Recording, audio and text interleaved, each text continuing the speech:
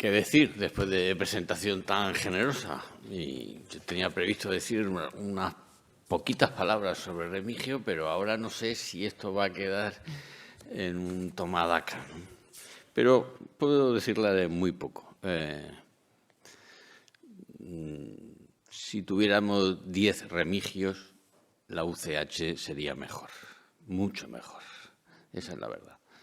Lo sabemos los que le conocemos y además todos los que le conocéis de cerca, que es el problema de los elogios, es si los pueden verificar los que le conocen de cerca. Los que conocéis de cerca sabéis que seguramente me bastarían 4 Remigios más, no me harían falta ni siquiera 9 más, que con 4 nuestras facultades ganarían tanta potencia atractora, tanto liderazgo para movilizar y tanto espíritu de servicio al respecto de nuestros estudiantes que seríamos francamente mejores. ¿Vale? Y con eso, y con mi gratitud por el cariño, por la presentación, pues me lanzo in media res, ¿no? Quiero hablar de la guerra. Y para empezar a hablar de la guerra hay que empezar por hacer algunos distingos. Ya aviso que no voy a poner ninguna foto. Es una de las cosas, es una de las pruebas a las que os someten los profesores de filosofía. Y es que no somos bustos parlantes, o sea que no. Bueno. Claro, la primera confusión y la más fácil es confundir violencia con guerra. Pero no toda forma de violencia es guerrera. Así que hay ahí una confusión que hay que desentrañar, porque si no. Es verdad que la violencia es una situación en la que no existe, al menos en su primer sentido, la paz, pero tampoco es exactamente así, porque hay situaciones de violencia que puntualmente suponen una excepción a la paz, pero no suponen una excepción de suyo general. Me explico. El robo con fuerza, el asesinato, la violación, el maltrato son formas de violencia, pero no son necesariamente formas de guerra. La guerra puede incluir todas esas formas de violencia, pero eso no quiere decir que toda forma de violencia sea guerrera y que sea una guerra, ¿no? Los grupos de bandoleros, las partidas de bandoleros, como se decía en la España del 19, son una forma de violencia, asaltadores de caminos, pero no son una forma de guerra. Hasta que en el 19 las partidas de bandoleros se convierten en una fuerza organizada de lucha contra un ejército invasor. Y entonces aparece la palabra guerrilla. Y buena parte, por cierto, de esas partidas de bandoleros, como sabéis, eran exactamente eso, bandoleros. O sea, gente que se dedicaba a una vida delincuencial antes de que, en periodo de paz, y que se convierten en una estrategia con la que en España se lucha contra la invasión de Napoleón. Y de ahí que esa palabra, como es sabido, sea mundialmente asumida a partir del castellano. Pero no es lo mismo. Y de hecho, cuando se le gana la guerra a Napoleón, pues muchas de esas partidas continúan en marcha. Y eso ya no es guerra, es una actividad delincuencial. Así que hay que distinguir. Claro, de los 200 y pico mil años que hay seres humanos sobre el planeta, tenemos bastante documentado que es constante la violencia. Que las muertes por hechos violentos son constantes, las tenemos casi desde el principio. Casi en los primeros restos fósiles de seres humanos ya encontramos mellas en los restos óseos en los que se ve que algún objeto duro ha penetrado los tejidos y ha llegado hasta herir superficialmente el hueso o fracturarlo, ¿vale? Pero eso no quiere decir que eso sea una guerra, o a ese asunto hay que darle vueltas. Sabemos que de los 200.000 años de existencia del sapiens sobre el planeta, no sabemos si son más, pero por poner una cifra, la inmensa mayor parte, 190.000, redondeando, eran tribus de cazadores-recolectores. Y por tanto eran partidas, grupos, clanes vinculados familiarmente entre ellos, que con relativa frecuencia y con mucha probabilidad debieron de mantener relaciones de competencia con otros grupos tribales que seguramente debieron de dar lugar, junto con actos violentos, pues también al desarrollo de los intercambios pacíficos y del inicio de lo que luego pues han sido pues el comercio.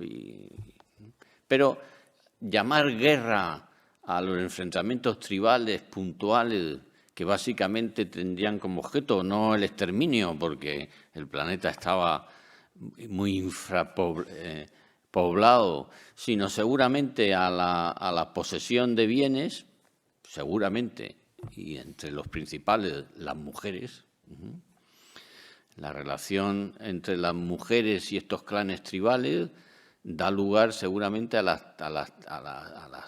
primeras formas de relación entre sujetos prepolíticos, pero con una estructura ya de una comunidad organizada y que practicaban la exogamia, o sea, que no mantenían relaciones sexuales con las mujeres del propio clan, de una manera muy unánime, muy general y muy universal, sin que entre esos grupos de cazadores-recolectores hubiera una relación física posible. Es un hecho bien sorprendente desde el punto de vista de la antropología. Encontramos restos relativamente antiguos de clanes tribales que han sido masacrados o que suponemos que la conjetura más plausible es que han sido masacrados y cuyos restos podemos analizar y nos encontramos con que todos son parientes menos unas cuantas mujeres. Pues las mujeres, esto tiene una explicación antropológica y médica, y es que hasta que no se inventa la medicina moderna, y se entiende por medicina moderna los niveles de la medicina europea en los países más desarrollados en los primeros decenios del siglo XX, o sea, el nivel de asepsia, de farmacología, de utillaje quirúrgico, de conocimiento acumulado hasta 1910, 1920 en las regiones más desarrolladas de Europa. Hasta ese momento, la principal causa de muerte femenina desde que hay ser humano sobre el planeta y en cualquier otra región donde no se alcanza al menos ese umbral, es siempre el parto. Por lo que la escasez de las mujeres en los grupos de cazadores-recolectores es crónica, es constante. Es probablemente una de las razones por la que se impulsa, no la única, pero por la que se impulsa la exogamia, o sea, la búsqueda de mujeres fuera. Y esa búsqueda de mujeres fuera es probablemente uno de los factores que mantiene las relaciones entre esos clanes tribales, entre esas tribus, las mantiene en una relación inestable. Porque el tráfico de mujeres, dicho en el sentido menos actual, o sea, el trasiego de mujeres de un clan a otro, se podía producir por acuerdo. El acuerdo podría tener la forma del intercambio. Mujeres de un clan pasaban a cambio de otro. Cuando eso se producía, aquello tenía el carácter de una alianza.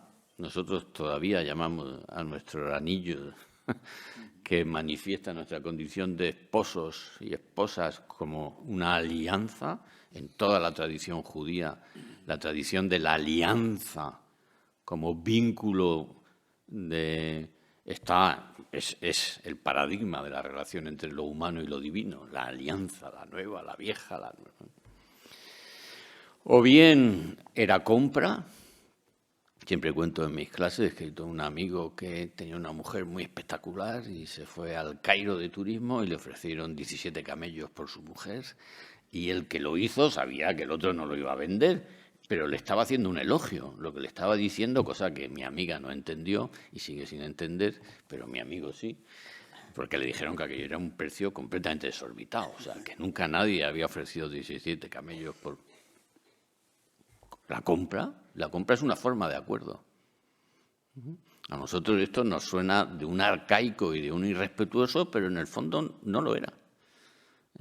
Era la forma con la que dos comunidades en un régimen de escasez de bienes se beneficiaban mutuamente. Y la tercera es la guerra, la apropiación violenta. Esta es una de las razones que los antropólogos aducen para explicar por qué las tribus del subcontinente norteamericano es la región del planeta donde se mantiene el sistema civilizatorio de los cazadores-recolectores más tardíamente, hasta finales del siglo XIX. La razón es que la escasez crónica de mujeres mantenía a esos clanes tribales, a esas tribus de indios, los indios de las películas de los westerns, los mantenía en un régimen de guerra perpetua. Porque sabemos que las ciudades, y por tanto la civilización en el sentido más estricto de la expresión, las civitas, se crean precisamente por la alianza asociada y permanente de unas tribus localizadas espacialmente. O sea, el tránsito desde los cazadores-recolectores en los que hay violencia, pero propiamente hablando no hay guerra, y eso era lo que voy. La noción de guerra requiere la de una organización formal que exceda el vínculo parental. O sea, los gitanos, los clanes gitanos, no hacen guerras, hacen violencia intertribal o interclánica o delincuencial, los gitanos o lo que sea, ¿no? Pero eso no es estrictamente hablando de una guerra. La guerra requiere, y esto es lo importante, una organización que exceda el vínculo parental, el vínculo familiar. No son dos familias que se pelean entre ellas, aunque sean familias extensas, aunque sean tribus en sentido, sino que requiere que la sociedad humana haya dejado de ser clánica, parental, y haya dado un paso, el siguiente, que es la constitución de la sociedad vecinal, de los que no tienen en común la sangre, sino que tienen en común el habitar, el sitio en el que se habita. Y por eso el tránsito de las sociedades clánicas familiares a las sociedades vecinales es el tránsito que se produce desde las formas nómadas o seminómadas de vida de los cazadores-recolectores a la aparición de las primeras aldeas, hace unos 12.000 años. ¿Por qué? ¿Qué tiene la aldea que permita hablar de una forma particular de violencia a la que llamamos guerra? ¿Por qué propongo que no se puede hablar sino en sentido impropio de la guerra, asimilándola a la simple violencia, y requiere, pues, como no tengo mucho tiempo, si quieren ustedes, pues que la guerra es cuestión de estados, en su forma, utilizando el término en el sentido más anacrónico. Si no hay un estado, no hay guerra. El terrorismo es violencia, sí. ¿Es violencia con tecnología guerrera? Sí. ¿Pero es una guerra? No, salvo en sentido impropio. Porque no hay un Estado, porque no hay una organización, porque dice, ahí hay un vínculo que es de naturaleza tribal. Sí, no de naturaleza étnico-tribal, pero es de naturaleza ideológico-tribal. Todavía hoy vemos que mantienen el carácter de clan tribal, con una lógica completamente segregada de la lógica común y del sentido común. Lo digo porque se ve en las elecciones vascas, pero ahí nos damos cuenta de que estamos ampliando el término a un uso que es impropio. Cuando las autoridades de un Estado dicen del terrorismo, estamos en guerra con el terrorismo, suena a una especie de énfasis hiperbólica que seguramente tiene la intención de justificar en sentido público que se utilicen herramientas de guerra contra un asunto que no es el llamado Estado Islámico, pues era una especie de hipérbole mutua. Unos se llamaban Estado cuando no lo eran y los otros le llamaban Estado porque permitía establecer, entre otras cosas, permite declarar la guerra. Si no, no se puede declarar la guerra. ¿Se ha declarado la guerra al narcotráfico? Pues eso es un uso impropio del término guerra. Y para declarar la guerra, el enemigo tiene que estar declarado, tiene que estar. Lo otro son formas delincuenciales que alcanzan, eso sí, formas tan mega proporcionadas que pueden disputarse a un Estado. Y quizás en el futuro, es probable, den forma a guerras nuevas, a una metamorfosis de la guerra. Pues porque es verdad que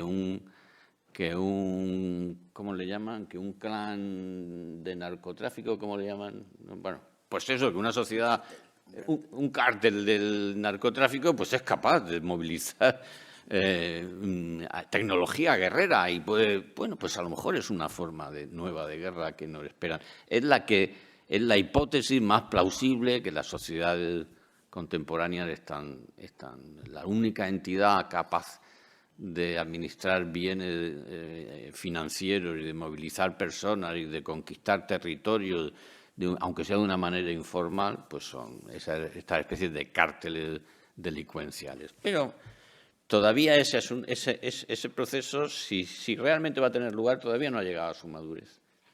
La guerra sigue siendo una especie de estado particular que se puede dar entre estados. Y entonces nos interesa mucho saber, porque esto a mi juicio es fundamental, por qué es menos interesante lo que acabo de contar ahora que lo que quiero contar ahora. ¿Por qué, precisamente por esto, la idea de ciudadanía, la idea de ciudadano, de miembro de una sociedad política, de una sociedad vecinal, está tan medularmente vinculada a la idea de guerrero? Porque lo que nosotros entendemos que es un ciudadano, o sea, un sujeto con derechos políticos en una sociedad que es política y que además excede el ámbito de lo familiar y, por tanto, constituida por vecinos, esa idea que nosotros tenemos es constitutivamente, medularmente deudora de la idea de guerrero. ¿Y por qué ahí la guerra tiene entre nosotros una centralidad, entre nosotros y en el conjunto de los sistemas culturales que yo conozco, pero entre nosotros de una manera particular, precisamente porque la idea de ciudadanía ha sido mucho más acuñada, detallada, desarrollada, meditada, discutida. Tengo que contarles una historia muy conocida y muy brevemente, como Tito Livio cuenta en Aturbe Condita la creación de Roma. La creación de Roma la llevan a cabo dos hermanos que Tito Livio dice, y la tradición romana dice que son gemelos, que comandan una banda juvenil, como cuenta Ortega en un texto luminoso y genial que se llama El origen deportivo del Estado, una banda juvenil, una partida juvenil, pero esto es literal. Así sabemos que ocurría, por ejemplo, entre las tribus de los indios de las praderas norteamericanas. Llegados a una cierta madurez, que entre nosotros sería la adolescencia, los jóvenes guerreros forman partidas con las que van en busca de mujeres. Los que asaltan la diligencia no están asaltando la diligencia, están asaltando la diligencia porque no tienen mujeres. Y además, si son niñas, no les importa, no porque sean pedrastas, sino porque las van a incorporar a la tribu. Las ancianas son las que no les sirven mucho, pero y lo hacen con los hombres blancos como lo hacen entre ellos. Y eso forma parte de esa hostilidad continua, ingobernable, que mantiene seguramente al sistema civilizatorio de los indios de las praderas norteamericanas en una especie de retardo no superable. Rómulo y Remo encabezan una partida juvenil, han hecho el robo de las Sabinas, lo van a hacer, o sea, Tito Livio y la tradición romana cuenta de una partida juvenil que roban mujeres. Y consultan a los dioses quién de los dos va a liderar el grupo. Los dioses se muestran inicialmente favorables. Los dioses son los vuelos de los pájaros, que esos auspices, o sea, los auspicios. Y entonces se muestran inicialmente favorables a Remo, eso aparece, pero luego son consultados los auspicios para Rómulo y aunque habían sido muy favorables para Remo, los de Rómulo todavía superan a los de Remo y Pues lo superan, no recuerdo ahora por qué, pues que unos son unos pajarillos y con Remo aparece un águila, entonces, con Rómulo aparece un águila. Bueno, total, que de una manera bastante indiscutida, aunque sin el acuerdo de Remo, pues parece que es Rómulo el que va a encabezar el asunto, y entonces Rómulo hace... Tito Livio cuenta que Rómulo hace algo que hacían los romanos de su tiempo, o de poco antes, o sea, retroproyecta el rito de la fundación de las ciudades como un rito original, como un rito primitivo. Entonces Rómulo coge un arao y abre un surco que va a ser el límite, el limes de la ciudad, donde la ciudad es transitable de dentro a fuera. Entonces levanta el surco, en latín portare, deja el terreno sin surcar y ahí irá la puerta de la ciudad, ¿no? Y así, ¿no? Ese surco, en latín, un surco agrícola abierto por un arao, donde va a haber siembra, se llama lira. Y entonces dice algo que nosotros decimos en castellano sin saberlo. Dice, ¿quién saltar el límite será reo de muerte? Cuando nosotros decimos que que alguien será reo de muerte, lo que estamos diciendo es que ese sujeto es malo hasta la locura. Que los niveles de maldad y de carácter antisocial de lo que él hace llegan al límite de lo plausible, de lo razonable, que es malo hasta la locura. O sea, que quien salta a la lira, en latín, delirare, en castellano, delira. Ha perdido el sentido del juicio, ha perdido el sentido de la medida, ha perdido el sentido de la realidad. Está loco. No porque esté de ingresar, que eso no, sino porque es un elemento, como dice Aristóteles, una pieza suelta que es motivo de guerra y no de concordia, dice en la política. Una pieza suelta, alguien solitario, solo. Y entonces lo ajusticia. La filosofía política contemporánea ha mantenido constantemente que eso era, porque el propio Tito Livio lo sugiere, no es que sea una interpretación sin cierto sustrato en el texto, dice que es el origen fratricida de las sociedades políticas, del carácter constitutivamente violento, pero no violento, sino fratricida, o sea, homicida del fundador de la comunidad, tal. Lo apoyan y tienen en su favor el texto bíblico donde Caín, después de matar a Abel, aparece como sus descendientes son los fundadores de la ciudad. Puede ser. Pero hay un asunto más elemental, hay una lectura más elemental y además más de la época. Lo que Rómulo hace es generar una sociedad vecinal. Lo que los vecinos tienen entre sí y tienen que respetar, porque si no, no son vecinos, o sea, no pueden vivir en paz el uno al lado del otro, es la linde. El limes. Quien no respeta el límite, no ya el interior entre los vecinos, sino el límite entre la civilización y la barbarie, siendo la civilización el dentro y la barbarie el fuera de la ciudad, quien no respeta ese límite, que por cierto en griego se dice nomos, o sea, norma, porque ese límite es la prefiguración de la ley. Quien no respeta la ley, quien no respeta la forma material que prefigura la ley, que es el surco, el límite, la linde, no puede vivir en paz. Lo sabemos todos los que venimos de regiones huertanas. Es decir, por un palmo, la guerra civil. Si los vecinos no respetan la linde, si no están de acuerdo exacto, pero milimétrico, con la linde, hay discordia y no hay sociedad civil, hay guerra civil. Y por tanto, lo que Rómulo hizo no fue matar a un competidor descontento, lo que hizo fue la primera ley, la primera proclamación de la ley pública, con su pena y la ejecución. Rómulo se inauguró a sí mismo como rey y juez. Y como aquel límite era sagrado, como rey, juez y sacerdote, que son las tres dimensiones del poder civil en su origen y que están vinculadas necesariamente a la historia de la guerra. Como voy a intentar contar un poquito más despacio. Y entonces dice, pero no lo puedo contar todo. Si quieren contarlo todo, se tienen ustedes que matricular en Ciencias Políticas y ir a la asignatura de Antropología. Pues ya lo siento, pero esta es una entrega Entonces, lo que a mí me interesa mucho, y a ustedes también, es que es ciudadano, propiamente hablando, el que tiene una linde con otro. Ahí aparece la sociedad vecinal. Los vecinos son los que tienen entre sí un límite, no un vínculo parental.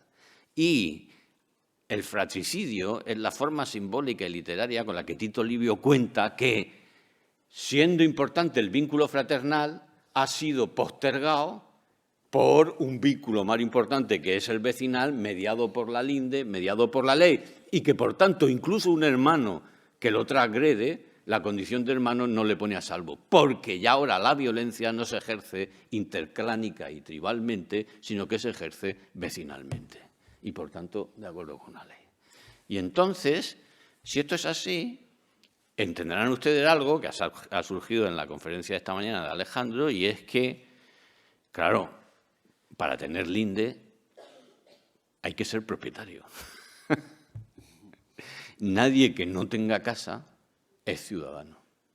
Nadie que viva en la casa sin ser su propietario es ciudadano. No lo son los hijos, no a título propio y pleno, no lo son los sirvientes, y eso se llama esclavitud, y ni siquiera lo es la mujer, cuya forma de ciudadanía es imperfecta porque, aunque su padre es propietario, por eso ella es ciudadana, ella a su vez no es propietaria de la casa que habita. Y entonces aparece la idea de la mujer como, en Aristóteles, el varón privado. ¿Privado de qué? De propiedad. Pero esa propiedad no es más que el signo material del centro de la idea de ciudadanía. El centro de la idea de ciudadanía es que el ciudadano es el que tiene, pero sobre todo y en primer lugar, se tiene a sí mismo. Y porque se tiene a sí mismo, no puede ser tenido por otro. Y el acto supremo en el que se ejercita, se verifica y se plenifica la autoposesión es el acto en el que uno se juega la vida en la guerra. Así que ciudadano es el que se tiene hasta el punto de que puede poner en riesgo su vida porque la tiene.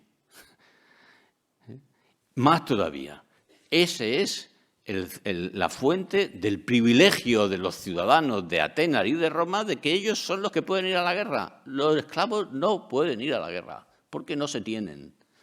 Porque no se tienen y, por tanto, no se van a jugar la vida. Y como no se la van a jugar, no van a luchar hasta más allá de la rendición. Porque el que en la guerra se rinde, ese no se tiene con la intensidad y con el alcance para evitar ser tenido por otro. Porque al rendirse se hace posesión de otro, o sea, se hace esclavo. Y por eso el botín de la guerra es la esclavitud del vencido y de los que pertenecían al vencido. Y por eso el que tiene casa es el que la gana en la guerra.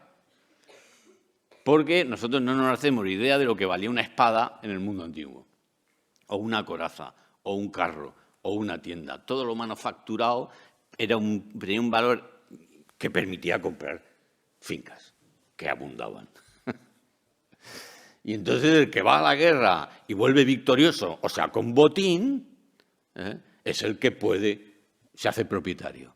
La ciudadanía sobre la base de la propiedad material es siempre el origen de las sociedades aristocrático-guerreras, que ven con muy mal ojo que haya otros ciudadanos que se enriquecen de otro modo distinto que la guerra. Y por eso la mercadería, el comercio, nunca ha sido una actividad de relevancia política, ni que pudiera dar lugar a un cursus honorum, ni que asentara una ciudadanía plena. La ciudadanía plena es la del guerrero, el que se tiene a sí mismo en la intensidad y con el alcance suficiente para no ser tenido por otro. Y ese puede ir a la guerra. Este asunto es crucial porque se inaugura en la poli ateniense anterior a Solón, del siglo VI o del siglo VII, está en la Ilíada. Cuando en la Ilíada Agamenón le roba a Briseida a Aquiles, según la versión cinematográfica y la lectura común entre la gente de nuestro tiempo, Aquiles estaba, como vamos a decir, encaprichado, erótico, emocionalmente de Briseida, ¿no? Bueno, pues, suponemos que Briseida sería, como dicen, un yogurín, ¿no? Algo así. Pero la importancia de Briseida, que probablemente sería una mujer guapa, no era esa. La importancia y lo que hizo Agamenón no fue robarle un capricho erótico emocional, eso no es una lectura. Lo que Agamenón le hizo fue restarle al botín de guerra de Aquiles y, por tanto, declarar públicamente y ante los griegos que su importancia en la victoria no había sido tanta. Porque el botín se distribuía por acuerdo unánime, por aclamación del héroe. Y entonces se distribuían los bienes que... Claro. El reparto del botín no es un acto pirata, es el acto que constituye a los ejércitos. La soldada es otra cosa. Para eso va a faltar mucho tiempo todavía. Y entonces lo que Agamenón ha hecho es restarle importancia a la aportación de Aquiles en la victoria de esa batalla primera contra los troyanos, y la respuesta de Aquiles es decir, pues ya no vuelvo. Pues ahora os apañáis solos. Y entonces lo que Homero cuenta es que sin Aquiles los griegos no ganan una. Y están en retroceso constante. Y así se puede leer la Odisea en su sentido originario, que es antropológicamente mucho más interesante que el que nosotros le damos como si Aquiles estuviera. Eso es la gloria. La gloria es el patrimonio que hace visible la valía cívica, o sea, guerrera, del sujeto. Y entonces, y cuando están en periodos de paz, ¿qué hacen? La guerra sin desenlace cruento. ¿Y eso qué se dice? ¿Qué hacían los griegos en la guerra? Sobre todo, lo que más hacían los griegos en la guerra, correr. Uno detrás de otro. Cuando te encontrabas uno que era más grande que tú y no sé qué, corrías para que no te pillara. Y si se dedicaban, la guerra consistía en buena parte de ella en correr. Los momentos, por lo que sabemos, los momentos en los que disputaban con armas uno detrás de otro eran momentos sublimes, pero bastante excepcionales, porque los débiles siempre lo que hacían delante era correr. Y si era posible, hacer trampas. Correr hacia un grupo de los tuyos y entonces el otro quedaba emboscado, correr, lo que fuera, pero correr. Y por eso estaba tan mal visto el arco, porque te permitía matar sin correr. Y no era Ulises destaca porque es un corredor fantástico y porque es el que mejor dispara al arco. Y no tiene fama de ser un guerrero corajudo, por supuesto, pero no de destacar. Destaca porque es el más pillo, el más listo, el rico en tretas. Entonces, ¿qué hacen esta gente? Pues correr. ¿Y qué más hacen en la guerra? Pues saltar. ¿Y qué más hacen en la guerra? Pues lanzar. Claro, esas son las 3 destrezas elementales de todas las disciplinas de los Juegos Olímpicos. Correr, saltar y lanzar. Que es lo que hacen los guerreros cuando están en paz. Que eso se llama Juego Olímpico, o sea, la tregua olímpica de la que nos ha hablado Alejandro esta mañana. Que es competir entre ellos con las destrezas guerreras sin desenlace cruento. Y este asunto es muy importante porque muestra que las formas de civilidad son formas de, ¿cómo decir? Freud diría de sublimación de la guerra, de refracción de la pulsión de violencia. Una violencia que ahora ya, para quedar satisfecha, una violencia, una potencia, un predominio, que para quedar satisfecha no requiere el final cruento del competidor, porque queda contenta ¿con qué? Con el aplauso. ¿Qué es, en ese sentido, lo que no tiene la guerra y sí tiene la carrera olímpica? Pues el estadio. Es que hay gente dispuesta a aplaudirte. Y eso te da la gloria sin necesidad del botín que vas a traer de la guerra. Y entonces, Este asunto es muy importante porque el cambio que se produce, del que voy a intentar hablar luego con la guerra de Vietnam, es que la guerra moderna, por primera vez, se hace ante el público, que es lo que aporta un estadio, que es la televisión y la fotografía que nos han enseñado. Y entonces resulta que la gloria se convierte en un acontecimiento histórico de magnitudes milenarias, porque es la primera vez que la gloria militar se hace públicamente deshonrosa. Y eso supone una crisis de magnitudes milenarias, que es el final del paradigma guerrero, vigente desde la fundación de las ciudades. ¿Hasta cuándo? En Occidente, hasta la guerra de Vietnam y la posguerra de la Segunda Guerra Mundial. Voy a dar un dato y con eso me ahorro muchas. El oficio, o sea, el tipo de profesional que con mayor abundancia y frecuencia alcanza las cancillerías, las presidencias del gobierno y del Estado de los países europeos en los 4 siglos que preceden al siglo XX son los militares. Desde la Segunda Guerra Mundial no hay un solo militar de carrera en una presidencia del gobierno o jefatura del Estado de un país desarrollado europeo, salvo De Gaulle inercialmente. No en Estados Unidos, que es otra historia. Porque en Estados Unidos no se da la crisis del paradigma guerrero como se da en la Europa continental, donde, por experiencia propia, la gloria militar ha decaído. Pero es que el acontecimiento que consuma esa crisis es precisamente la guerra de Vietnam.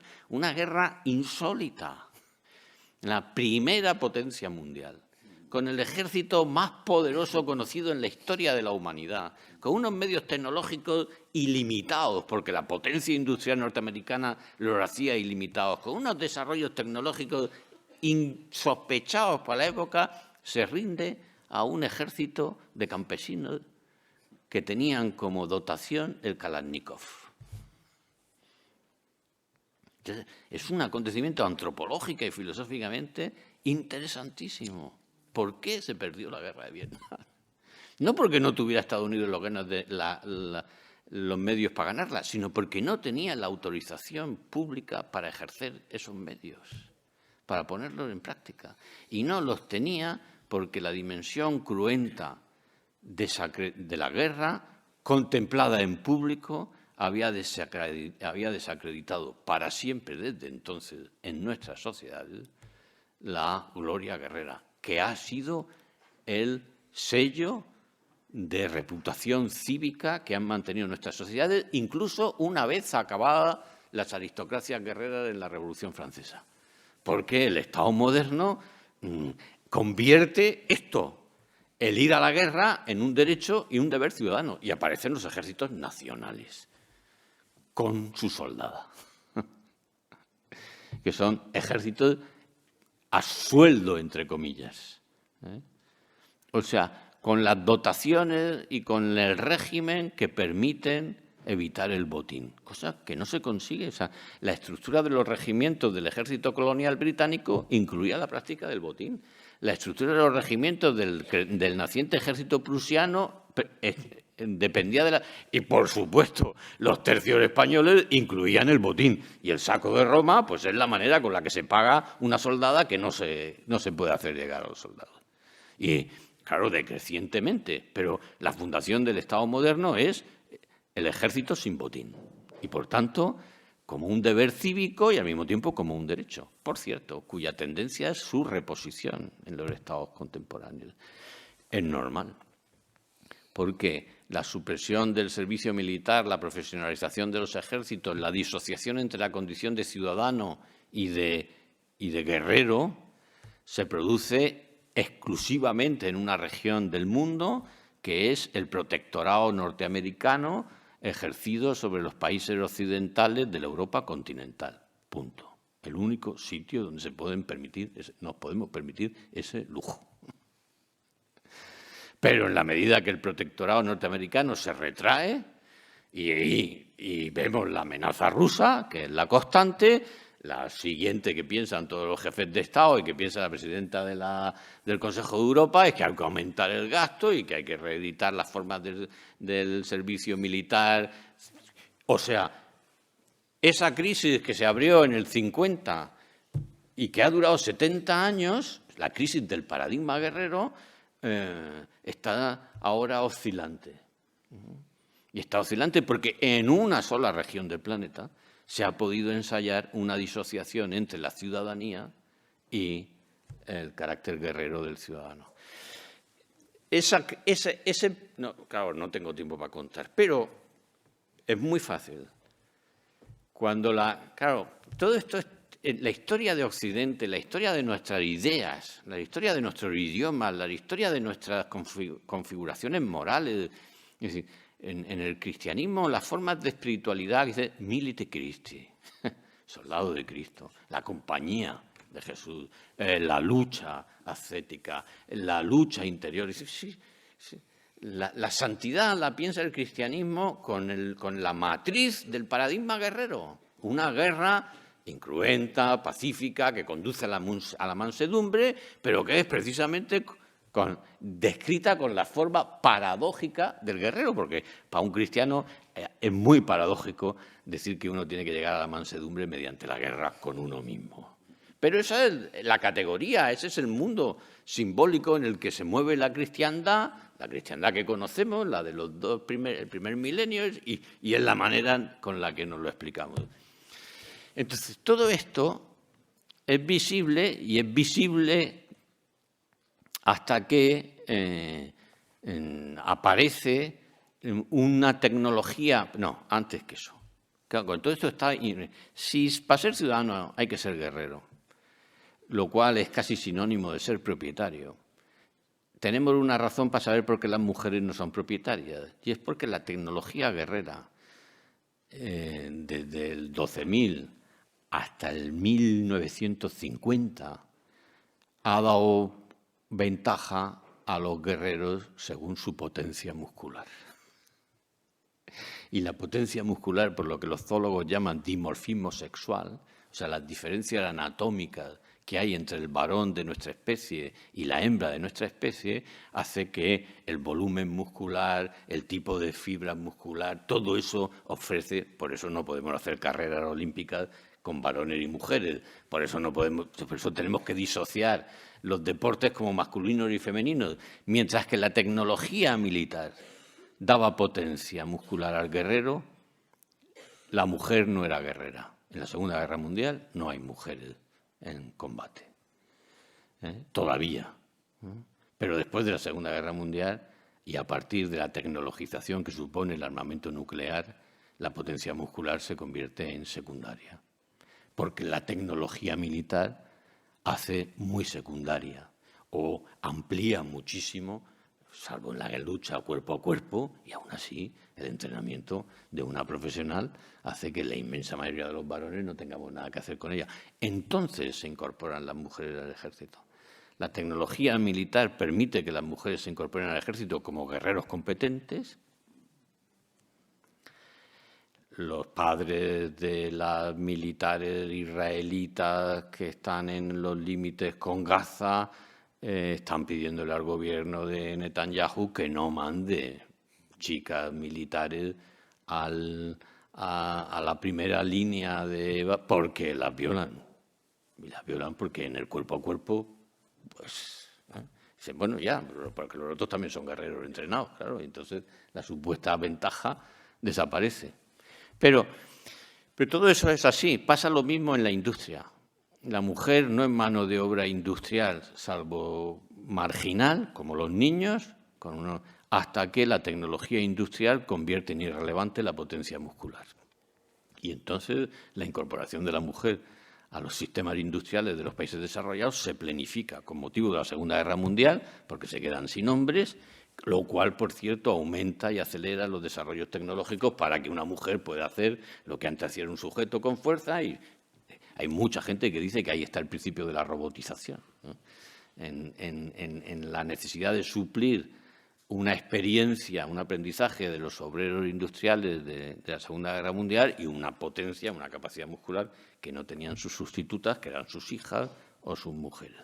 Bueno, la tecnología farmacéutica permite que la sexualidad femenina no sea reproductiva, salvo voluntariamente, y se convierte en el tercer elemento que, ¿cómo decir?, habilita estructuralmente la presencia de las mujeres en un sistema industrial capitalista, en el que no se pueden producir las ausencias maternales por la crianza, por el embarazo, y, bueno, y así. Y estas cosas van constituyendo nuestra sociedad. Pero lo que a nosotros nos interesa es que al final de en la Primera Guerra Mundial ya, cuando se produce la guerra por industrialización, cuando las armas son ya el despliegue del poder industrializado de las grandes potencias industriales, que son Inglaterra, Alemania y Francia, y que producen el escándalo y la masacre, en sentido literal, de...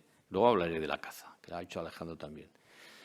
Pero desde luego en la Segunda Guerra Mundial y desde luego ya incontestablemente con la aparición de la bomba atómica, la tecnología militar excede hasta tal punto en el contexto de los desastres de la Primera y la Segunda Guerra Mundial, que es el momento paradójico, el clímax de lo guerrero, y es, sin embargo, el momento simbólico en el que se produce la crisis del paradigma guerrero.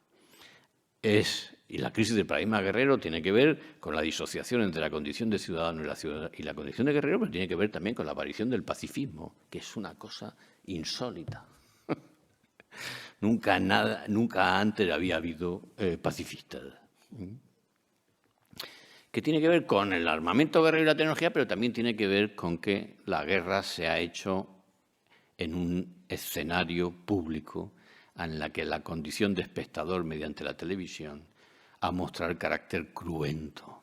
Esto es difícil de explicar, pero desde el punto de vista de la antropología filosófica es comprensible que perdieran la guerra de Vietnam. ¿Por qué? Pues porque cuando el desarrollo tecnológico del armamento llega al grado del armamento atómico, y desde principios del siglo XX, por el desarrollo de la medicina, el desarrollo, por así decir, de las tecnologías del cuidado, o sea, de la cura, tecnologías que van desde la farmacología hasta los protocolos de actuación quirúrgica, claro, generan sistemas sociales donde la tecnología del daño, de la destrucción, la militar, es eficiente hasta el delirio. Y ahí aparece un limes nuevo, hasta el delirio, hasta lo loco. Pero al mismo tiempo, las tecnologías del cuidado se capilarizan y se desarrollan con un alcance también portentoso, de tal manera que, por ejemplo, en 1960, un niño de un colegio, de un instituto norteamericano que se seccionara la yema de un dedo en una puerta, en los colegios norteamericanos ya saben el protocolo de lo que tienen que hacer, tienen neveras y tienen unos hielos guardados, saben que tienen que guardar la yema del dedo en unos hielos, llaman a los servicios que hubiera, no sé si helicóptero o UBI medicalizadas, y el niño ya no sé qué, entonces lo meten ahí, lo llevan al hospital más cercano, donde hay un quirófano de última generación con unos tales de que le implantan la yema y al niño pues la yema le sobrevive. Claro, tú no puedes mandar a un tío que a los 12 años le pasó eso a luchar con bayoneta con los vietnamitas. Porque ese sujeto no tiene, para empezar, ninguna experiencia biográfica de la muerte. No se le han muerto los abuelos, que ya tienen una esperanza media de vida de 70 años. No se le ha muerto ningún hermano, porque la mortandad infantil ha desaparecido. No se le ha muerto la madre en el parto, por supuesto. No tiene experiencia próxima ni cercana de la muerte. Y si la tiene, es traumática y le genera un síndrome traumático la muerte de un compañero. Y entonces lo mandas con un M16, me parece que se llamaba, a sacarle las tripas a un sujeto que ha visto morir hermanos, padres, abuelos, y en cuyo mapa biográfico los ritos del consuelo y del duelo forman parte constitutiva. Es imposible. Los marines norteamericanos iban completamente desarmados para superar la batalla a la que se enfrentaban, completamente desarmados. El ejército de los Estados Unidos pierde la guerra por razones sentimentales, si queréis, afectivas. Era una locura a donde los llevaban. Estaban más allá, y esto es lo que cuenta Apocalipsis Now, lo que dice, pues es que le estabas pidiendo. Y ahí es donde se produce la crisis del paradigma. O sea, no es posible integrar la guerra en el campo de lo que tiene sentido, con sentido. Se queda fuera del límite, ¿de qué? De la locura. Y entonces aparece el pacifismo, como la declaración política de que la guerra no tiene sentido. Y no tiene sentido en ningún caso. Es una pura locura. Una persona en su sano juicio no puede ser pacifista. Esto no lo digo yo por una posición ideológica, ¿sí? Porque los pacifistas no se han parado mucho a pensar, porque si a cualquiera de vosotros alguien ataca a su hermano pequeño en el parque, todos vosotros vais a hacer algo más que darle buenas razones al agresor. No vais a acercar al agresor y le vais a decir, oye, haz el favor, hombre, no seas violento, que le has roto 2 dientes a mi hermano pequeño, pero yo ahora podría ejercer una violencia proporcional sobre ti, pero no lo hago porque soy de la no violencia. Pues tu hermano pequeño se levanta y te da una pata en la espinilla y además no quiere ir contigo a ningún sitio porque eres eso, tonto. Tú ves eso, todos tenemos la obligación moral de defender, incluso con el uso de la violencia, al indefenso atacado injustamente por un tercero. Todos. La legítima autodefensa puede ser suspendida, pero la obligada defensa del indefenso, esa no puede ser suspendida. El sujeto que hace eso se vuelve reo de culpa, en términos morales y en términos jurídicos. Tú no puedes omitir el auxilio, incluso con el uso proporcional de la violencia, de una víctima indefensa y que no puede hacerlo por sí misma. Y lo que vale para un sujeto vale para un Estado. Nosotros no podemos asegurar que no vamos a entrar en guerra, porque no sabemos si a alguien le va a dar por invadir Portugal. Y si les da por invadir Portugal, tenemos la obligación moral de ayudarle. Portugal o cualquiera con el que tengamos una alianza por vecindad. Y entonces, claro que tenemos nuestros aliados y asumimos el amparo que nos da tener aliados y asumimos, y por eso, pues a mí no me gusta la OTAN, pues a ti no te gustará la OTAN, pero sirve para mantener la paz. Pero es un instrumento de agresión. Sí, es un instrumento de agresión, sí. Pero sirve para que los aliados se presten auxilio entre ellos ante un ataque injusto.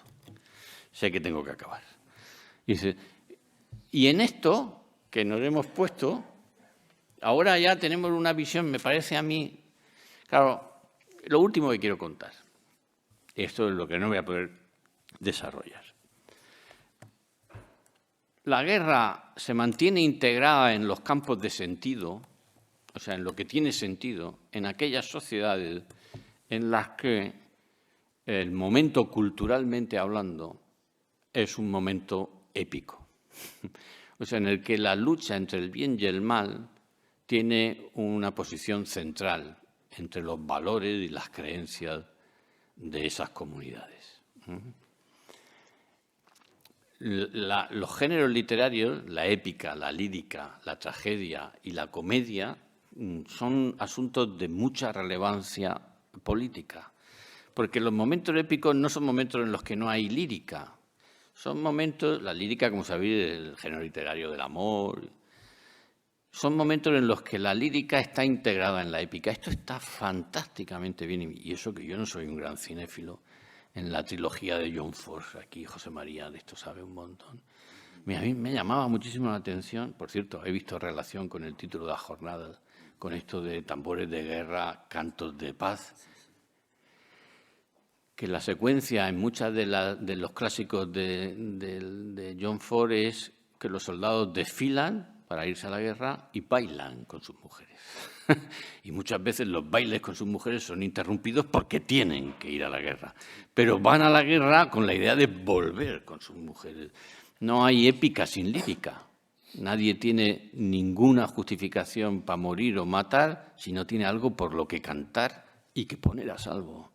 Y esos momentos son los momentos matrices y pujantes, crecientes, son el creciente de las civilizaciones. Hay un momento en el que las civilizaciones se hacen maduras y entonces se entra en fase lírica. Eso no quiere decir que no exista la épica, pero la épica está integrada en la lírica y entonces es precioso ver cómo, formalmente hablando, eso es el Quijote. El Quijote es un deshacedor de impuestos para la doncella. Todo el ejercicio de caballería que hace el cristianismo con el oficio guerrero es un intento de incorporar la ética a una lírica mundana, como es la doncella, pero a una lírica también sobrenatural.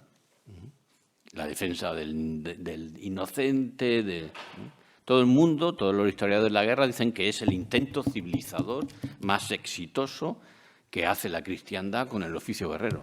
Es decir, la cultura de la caballería europea.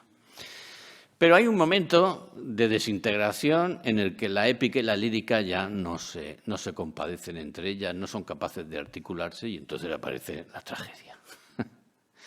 Y la tragedia es un momento de disgregación, porque lo que hay que hacer en la guerra no se compadece con lo que hay que hacer en la paz. Y entonces las cosas no son articulables y entonces ese momento trágico puede ser un momento, tiene la forma de la disgregación, que es exactamente lo que se vive en Occidente desde el 68, o sea, desde la bomba atómica y que desarrolla el pacifismo. Y que es también una disociación entre la ciudadanía y la condición de guerrero. Y hay una última fase que quien la describe y la detalla es Marx, que dice que los periodos históricos de las instituciones y de los agentes históricos se ponen de manifiesto porque dan risa. O sea, se vuelve la comedia. La comedia, a su vez, puede intentar, pero la comedia, si es posterior a la tragedia, que es un fenómeno de disgregación, la comedia es una comedia del absurdo. Es un sarcasmo. El sarcasmo es la interiorización del delirio. Y entonces esas sociedades están en su fase terminal, que es exactamente la que estamos. Que, por cierto, es coincidente con que el poder guerrero tutelar que ha mantenido en pie Occidente durante los últimos 70 años, que es el de los Estados Unidos, está en regresión ante un nuevo poder militar,